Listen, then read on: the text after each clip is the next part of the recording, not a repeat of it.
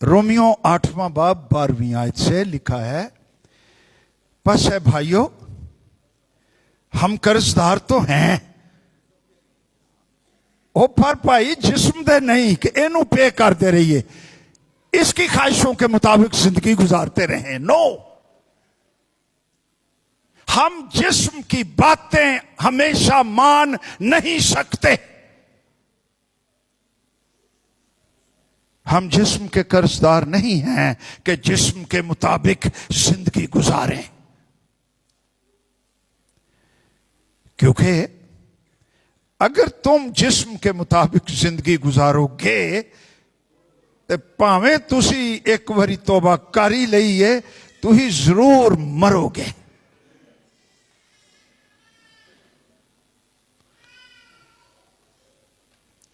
और अगर रूह से, होली स्पिरिट की पावर से, ए होली स्पिरिट इतना जरूरी है, अगर रूह से बदन के कामों को और नेस्तो नबूद करोगे तो जोर से बोलो, जीते रहोगे। जिस्म के काम, उसकी ख्वाहिशें क्या हैं? वो गलतियों के खत में लिखा हुआ है 5वें बाब में, अब जिस्म के काम तो जाहिर हैं, ऐ लिखा है ना। उसके काम क्या है? हरामकारी, शहवत प्रस्ती, जिनाकारी, तफिरके, अदावतें, जुदाइयां, कसौन, मुकी, हसद, चुगलियां, बखीलियां, सस नौ नाल ते नौ सस नाल,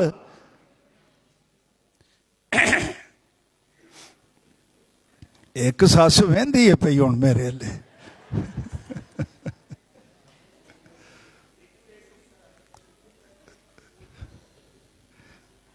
ਉਹ ਵਿਚਾਰੀ ਆਪਣੇ ਬਦਲੇ ਲੈ ਰਹੀ ਹੁੰਦੀ ਹੈ।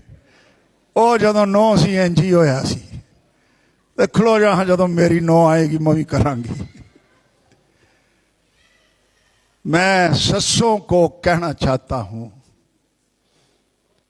तेरी बहू तेरी बेटी है। आमीन। बहू को कहना चाहता हूं, तेरी सास तेरी मां है। आपके घर में बरकत आ जाएगी।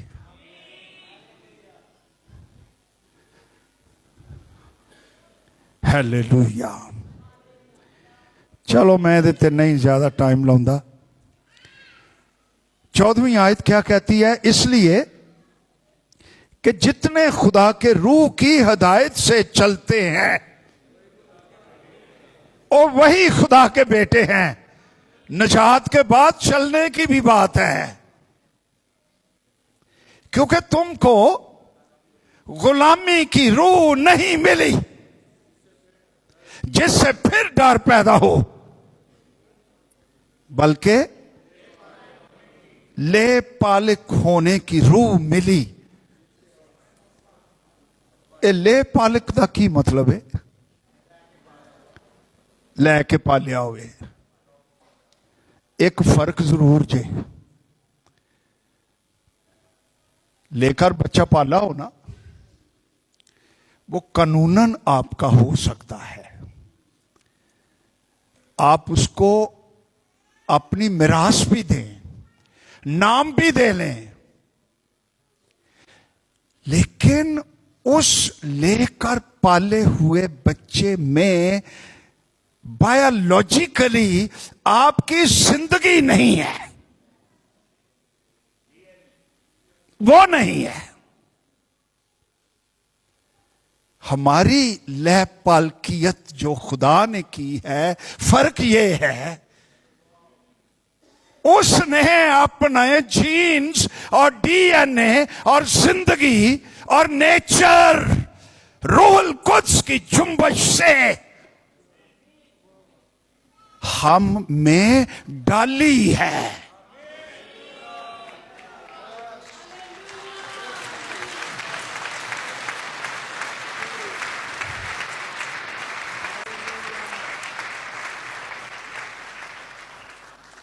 हालेलुया।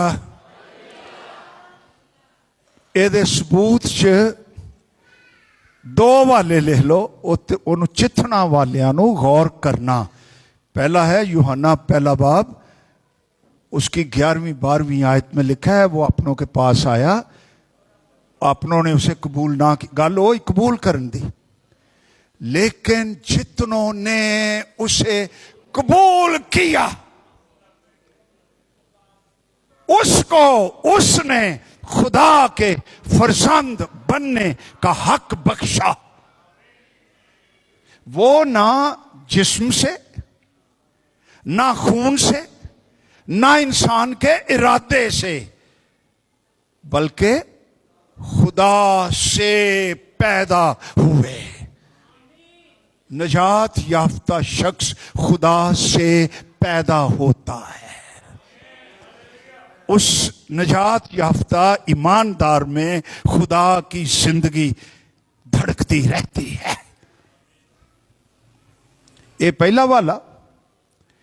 दूसरा हवाला पहला पतरस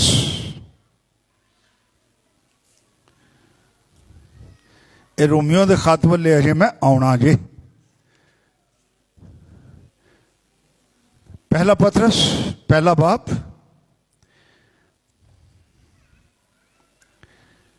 तेईस आयत क्या कहती है? कोई जमात चोई ऊंची आवाज नाल पढ़ दे।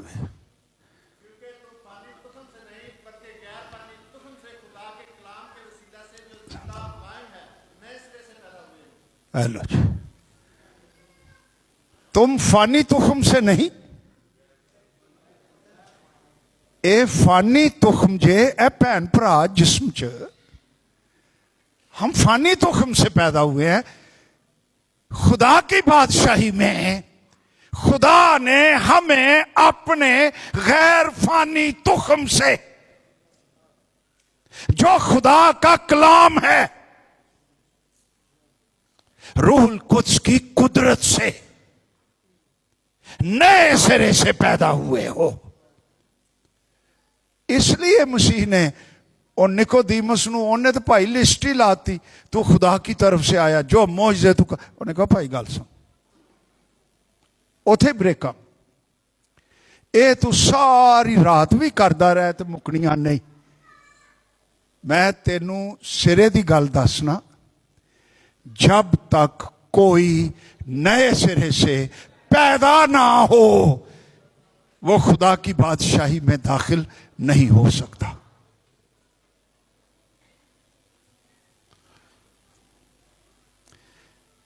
बल्कि गैर फानी से, खुदा के कलाम के वसीले से, कलाम जो जिंदा है, कलाम जो कायम है, वो उसकी कुदरत से तुम नए सिरे से पैदा हुए हो। फानी जो है वो घास की मानद है, उसकी सारी शान शौकत घास के फूल की मानद, घास सूख जाती, फूल गिर जाता है, फानी शख्स गिर जाता है हर एक। लेकिन गैर फानी तुख खुदावंद का कलाम अब तक कायम रहता है। हालेलुया। ए ईमानदार जी, आ जाओ हम वापस चलिए रोमियो दे खत 8वें बाब च।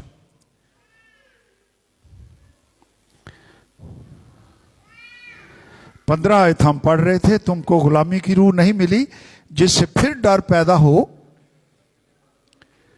और दुनिया का बंदा जड़ा नवे सिरे तो पैदा नहीं हुआ, डर ही डर जे।